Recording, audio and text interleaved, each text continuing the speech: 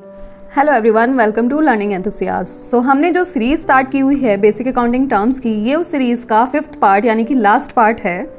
तो यदि अभी तक आपने पिछले 4 पार्ट नहीं देखे हैं तो please go back to the description and watch those videos. उससे पहले यदि आपको कंटेंट अच्छा लग रहा है तो प्लीज़ चैनल को सब्सक्राइब कीजिए और बेल आइकन को हिट कीजिए। तो चलिए बढ़ते हैं आज की वीडियो की तरफ।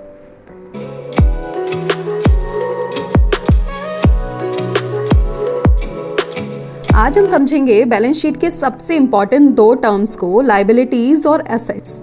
देखिए यहाँ पर जो मैंने ये परफॉर्मा यूज़ किया है ये एक old format of balance sheet है जिसको हम कन्वेंशनल फॉर्मेट या फिर टी फॉर्मेट भी बोलते हैं। T format of balance sheet. लेकिन कंपनीज एक्ट 2013 के बाद से वर्टिकल फॉर्मेट यूज़ किया जाने लगा है कंपनीज के द्वारा। तो लेकिन यहाँ पर बेसिक अंडरस्टैंडिंग के लिए मैंने ये वाला फॉर्मेट यूज़ किया है क्योंकि it is relatively easier to understand than the new format. तो चलिए बढ़ते हैं आज की पहली टर्म की तरफ जो कि है लायबिलिटीज। सो लायबिलिटी क्या होती है? Liabilities constitute what the organization owes का मतलब होता है ऑर्गेनाइजेशन को किसी को पे करना है, मीन्स किसी की उधारी है ऑर्गेनाइजेशन के ऊपर और उससे पे करना है। That is what it has borrowed. मतलब लायबिलिटी वो चीज़ है जो ऑर्गेनाइजेशन ने किसी से बोरो की है और उसको एक टाइम पीरियड के बाद उसको पे करना है। When a business needs money, जब भी किसी बिजनेस को मनी की ज़रूरत पड़ती है तो वो उधार लेती है। उधार किन किन लोगों से ले सकती है? उधार या तो फिर वो ओनर से भी ले सकती है। ओनर मतलब जिसने उस बिजनेस को, उस कंपनी को खड़ा किया है, उसको स्टार्ट किया है, उससे भी ले सकती है और बाहर के लोगों से भी ले सकती है। और जब वो ओनर से उधार लेती है, मीन्स ओनर से पैसा लेती है, तो उस पैसे को हम कहते हैं कैपिटल। ठीक है। अब लायबिलिटीज कितने प्रकार की होती हैं? लायबिलिटीज हमारी होती हैं 2 प्रकार की। एक होती है नॉन करंट लायबिलिटीज, एक होती है करंट लायबिलिटीज। नॉन करंट को हम ऐसे डिस्क्राइब करेंगे कि कोई भी ऐसी लायबिलिटी जिसको ऑर्गेनाइजेशन को 12 मंथ्स के अंदर यानी कि एक कैलेंडर ईयर के अंदर पे नहीं करना है। ठीक है। These are the debts. Debts means उधारी। अब business owes means किसी को पे करना है, but is not due to pay for at least 12 months. लेकिन कम से कम 12 महीने यानी कि एक कैलेंडर पीरियड तक तो उस लायबिलिटी का पेमेंट कंपनी को नहीं करना, मीन्स किसी ऑर्गेनाइजेशन को नहीं करना। इसीलिए हम उसको बोलते हैं नॉन करंट। करंट मतलब जिसका जल्दी से पेमेंट करना होता है, नॉन करंट मतलब जिसका देर से पेमेंट करना होता है, जिसका इमीडिएट पेमेंट नहीं करना होता।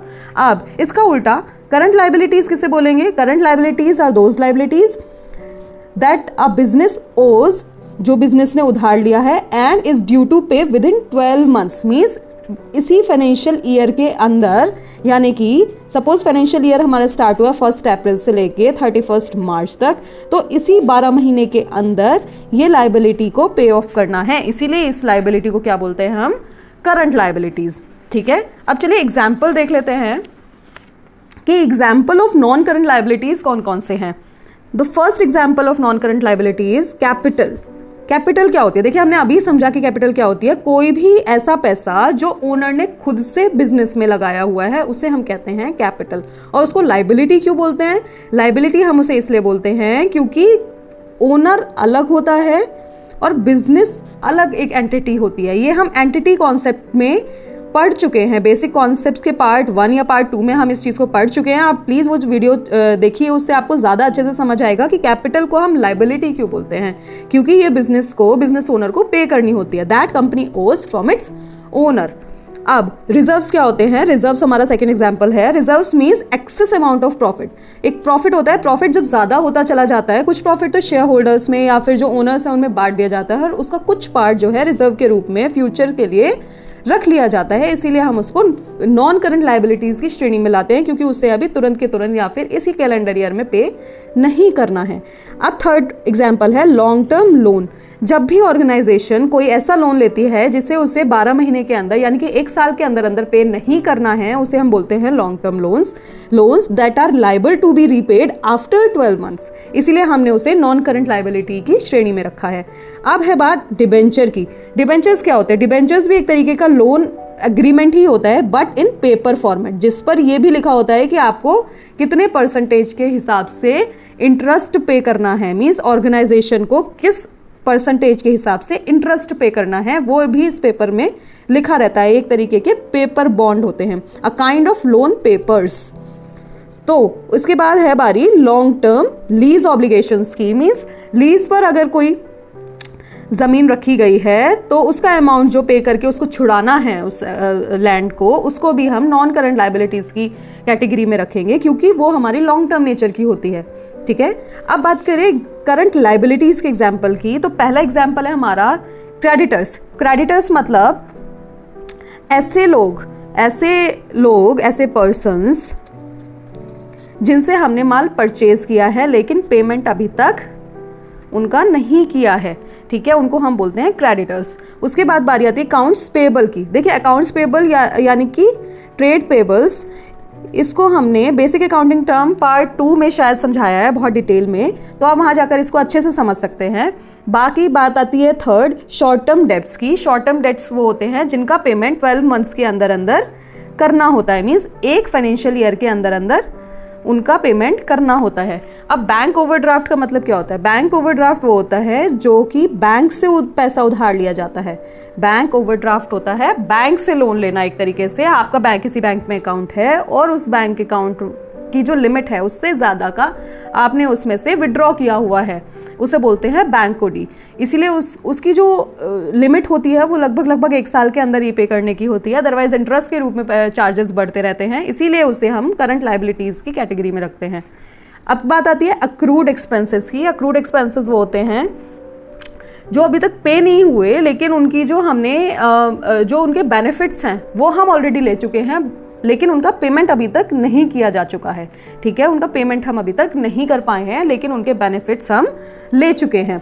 अनअर्न्ड रेवेन्यू, कुछ अनअर्न्ड रेवेन्यू भी ऐसे होते हैं जो कि हमारी करंट लाइबिलिटीज़ की श्रेणी में आते हैं।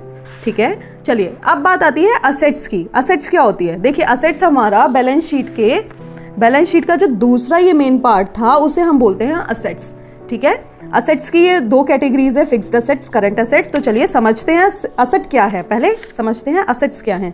असेट्स जो होती हैं, assets represents what an organization owns, की ऑर्गेनाइजेशन के पास खुद का क्या क्या चीजें हैं टेंजिबल और इंटेंजिबल फॉर्मेट में, उन्हें हम बोलते हैं assets. It is the things it has purchased by spending the money that it borrowed as liability। देखिए लाइबिलिटी में हमने कोई ना कोई पैसा किसी से उधार लिया हुआ है। ये ओनर से लिया है, ये प्रॉफिट है, ये लोन के रूप में लिया है, ये डिबेंचर के रूप में लिया है, ये लैंड को लीज पर रख के लिया है। तो ये सारे जो हैं हमने कुछ ना कुछ कैश फॉर्म में लिया है। तो उस कैश फॉर्म में लेकर हमने क्या किया, उससे हमने ये असेट्स परचेज की है, मतलब ये वस्तुएं परचेज की हैं जो अब बिजनेस को रन करने में हमारी हेल्प करेंगी। तो असेट्स क्या होती है? असेट्स आर दोज थिंग्स जो उस पैसे से खरीदी गई हैं जो हमने लाइबिलिटी के फॉर्म में उधार लिया है। ठीक है, अब असेट्स कितने प्रकार की होती हैं? असेट्स होती हैं हमारी 2 प्रकार की। पहली होती है फिक्स्ड असेट्स, सेकंड है करंट असेट्स। फिक्स्ड असेट्स को हम नॉन करंट असेट्स भी बोलते हैं, नॉन करंट एसेट्स। ठीक है, तो दीज आर टेंजिबल और इंटेंजिबल एसेट्स। फिक्स्ड एसेट्स क्या होती हैं? ऐसी टेंजिबल और इंटेंजिबल। टेंजिबल मतलब जिनको आप टच कर सकते हो, फील कर सकते हो, और इंटेंजिबल मतलब जिनको ना तो आप टच कर सकते हो ना ही फील कर सकते हो। जस्ट उसका एक एहसास होता है उसके होने से ऑर्गेनाइजेशन में या फिर आपकी जो regular day to day life होती है उसमें कुछ अंतर आ जाता है, इसलिए उनको इंटेंजिबल बोलते हैं। देखिए These are tangible, intangible assets that are helpful for a business to generate more income or wealth। ये ऐसे assets होते हैं, ऐसी things होती हैं जो helpful होती हैं बिजनेस में ज़्यादा से ज़्यादा wealth और income generate करने में। ठीक है, Fixed assets are not supposed to be converted in cash within a calendar year। Fixed assets को fixed asset ही क्यों बोलते हैं? क्योंकि वो with in a calendar year cash में कन्वर्ट नहीं की जाती, मतलब उनको बेचकर कुछ और पैसा नहीं लिया जाता है। ठीक है, अब करंट एसेट्स क्या होती हैं? Current assets also called liquid assets. Liquid मतलब जो कि बहुत जल्दी कन्वर्टेबल होती हैं। Such assets are expected to be converted in cash और यूज्ड अप।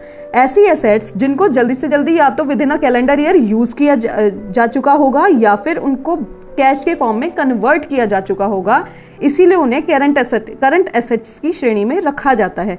ऐसी एसेट्स जो कि कन्वर्ट की जा सकती हैं एक कैलेंडर ईयर में कैश में या फिर यूज़ की जा सकती हैं, इसीलिए उनको करंट एसेट्स कहते हैं। ठीक है, तो चलिए अब करंट एसेट्स के कुछ एग्जाम्पल्स देख लेते हैं। एग्जाम्पल्स कौन से होते हैं?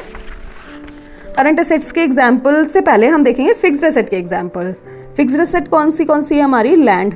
फर्स्ट एग्जाम्पल है लैंड। देखिए, हमें कोई बिजनेस स्टार्ट करना है, हमने कुछ पैसा लाइबिलिटी के रूप में उधार लिया, कुछ ओनर ने पैसा लगाया, तो उससे सबसे पहले हम क्या करेंगे, एक ज़मीन खरीदेंगे जिस पर हमें अपना बिजनेस एस्टेब्लिश करना है, ठीक है, जिस पर हमें एक बिल्डिंग बनानी है, ठीक है। तो लैंड जो होती है हमारी फिक्स्ड एसेट होती है। बिल्डिंग, सपोज हमने लैंड ना लेके हमने सीधे डायरेक्ट एक बिल्डिंग परचेज कर ली जिसमें हम सारा अपना जो कंपनी है वो स्टार्ट करेंगे, इसीलिए वो फिक्स्ड एसेट की श्रेणी में होती है, क्योंकि हमें उससे किसी को जल्दी से जल्दी पे नहीं करना। प्लांट और मशीनरी, बिजनेस को शुरू करने के लिए प्लांट और मशीनरी परचेज की जाती है जो कि बहुत लंबे समय तक हमें बेनिफिट देने वाली है, इसीलिए उसे फिक्स्ड एसेट कहते हैं। फर्नीचर एक बार परचेज कर लिया, वो कई सालों तक हमारा यूज में आने वाला है, इसीलिए उसको फिक्स्ड एसेट कहते हैं। गुडविल होती है हमारी इंटेंजिबल एसेट। इंटेंजिबल मतलब जिसको हम टच नहीं कर सकते, देख नहीं सकते, वी कांट टच और सी, ठीक है, इसीलिए उसको इंटेंजिबल बोलते हैं, क्यों, हम उसको टच नहीं कर सकते इसीलिए, लेकिन हम उसकी जो एहसास है उसके होने का एक फील ले सकते हैं कि इसके होने से बिजनेस की जो इनकम है वो नेचुरली बढ़ जाती है, इसलिए हम इसको फिक्स्ड। और इसको सेल करना या फिर इसको कैश में कन्वर्ट करना इतना आसान नहीं है। जब तक बिजनेस चल रहा है तब तक ये गुडविल भी हमारी लॉन्ग टर्म के लिए चलती रहती है। और इक्विपमेंट्स जो होते हैं हमारे बिजनेस में यूज़ किए जाते हैं प्रोडक्शन के लिए या फिर सेल परचेज के लिए, इसीलिए उनको फिक्स्ड एसेट की कैटेगरी में रखा जाता है, क्योंकि वो लंबे समय तक, जब तक बिजनेस चलता है, एक साल के अंदर अंदर खराब होने वाली चीज़ नहीं है, लंबे समय तक हम उसको यूज़ कर सकते हैं, ठीक है। अब बात करते हैं करंट एसेट्स के एग्जाम्पल्स की। तो करंट एसेट्स के कौन कौन से एग्जाम्पल हो सकते हैं? देखिए, पहला एग्जाम्पल है कैश इन हैंड। हमने करंट एसेट को समझा जो कि कैश में कन्वर्टेबल हो या फिर एक कैलेंडर पीरियड में यूज़ किया जा चुका हो। देखिए, कैश ऐसी चीज़ है जो कि डे टू डे जो हमारे खर्चे होते हैं उनको करने के लिए हमारे कैश की नीड होती है, तो वो एक फाइनेंशियल ईयर में यूज़ हो ही जाता है, इसीलिए उसे करंट एसेट्स की श्रेणी में रखा जाता है। दूसरा है कैश एट बैंक, बैंक में जो हमारा पैसा पड़ा है उसे भी हम करंट एसेट की कैटेगरी में रखते हैं। तीसरा है इन्वेंट्री। तो इन्वेंट्री क्या होता है? इन्वेंट्री हमने बेसिक अकाउंटिंग टर्म्स पार्ट 2 में ही शायद बहुत अच्छे से समझाया हुआ है, तो आप वहाँ जाकर उसको समझ सकते हैं। यहाँ पर मैं छोटा सा समझा देती हूँ। कोई भी माल जो बच जाता है सेल ऑफ होने से, उसको हम इन्वेंट्री की कैटेगरी में रखते हैं। चौथा है डेटर्स। डेटर्स मतलब ऐसे व्यक्ति जिन्होंने हमसे माल खरीदा है, यानी कि हमने उनको सेल किया है कुछ माल और उनका पेमेंट अभी तक नहीं आया है, लेकिन payment as soon as possible हमें रिसीव हो जाएगा, इसीलिए उसे हमने ये एज्यूम करके कि जल्दी से जल्दी वो डेटर्स हमारा पेमेंट कर देंगे, इसीलिए हमने उसे करंट एसेट्स की कैटेगरी में रखा है। ट्रेड रिसीवेबल, ये भी मैंने बेसिक अकाउंटिंग टर्म्स पार्ट 2 में समझाया हुआ है बहुत अच्छे से। और लास्ट है हमारा प्रीपेड एक्सपेंसेस। प्रीपेड एक्सपेंसेस वो एक्सपेंसेस होते हैं जो हमने पहले से पहले कर दिए हैं, लेकिन उनका बेनिफिट हमें अभी तक रिसीव नहीं हुआ है। तो हमने जब पेमेंट कर दिया और उसका बेनिफिट रिसीव नहीं हुआ है, तो हमारी एक तरीके से एसेट है कि अभी उसका बेनिफिट मिलना बाकी है, इसीलिए हम उसको करंट एसेट्स बोलते हैं, ठीक है। इसके अलावा भी बहुत सारे करंट एसेट्स और बहुत सारे फिक्स्ड एसेट्स होते हैं जो कि हम जैसे जैसे आगे अकाउंटिंग को और अच्छे से समझेंगे तब हम उनको यूज़ करेंगे, और जैसे जैसे वो टर्म्स आएंगी हम उनको हाथ के हाथ समझते जाएंगे। तो चलिए, आज इस करंट एसेट्स और फिक्स्ड एसेट्स के साथ में हमारा ये जो बेसिक अकाउंटिंग टर्म्स की सीरीज़ थी वो यहाँ पर ख़त्म होती है।